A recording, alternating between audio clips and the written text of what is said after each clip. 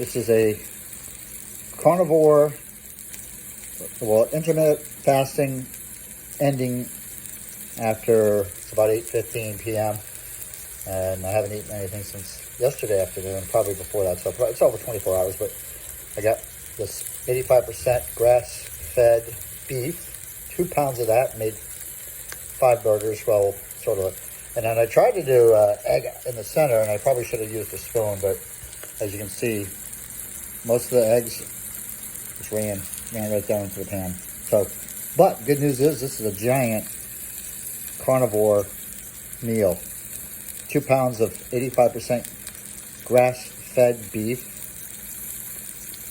and then a dozen eggs, which hopefully will cook up here, and we'll be good to go. A lot of protein, no carbs. They don't look pretty, but they're pretty heavy, that's for sure. But it is a dozen eggs and 2 pounds of 85% lean fatty burgers. And see if we can slap them on a 0 net carb wrap and see how it looks.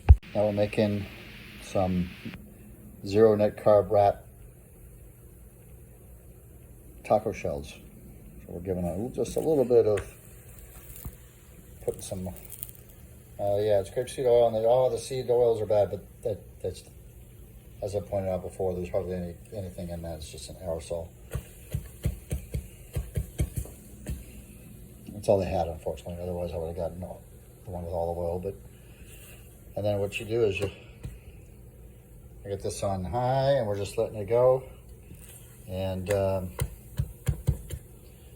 I'm going to take those, put it in there, get some low carb, sugar-free ketchup, a couple other things, and boom. Okay, this is wrapping it up. That's about maybe a third of a pound of 85% lean grass-fed beef.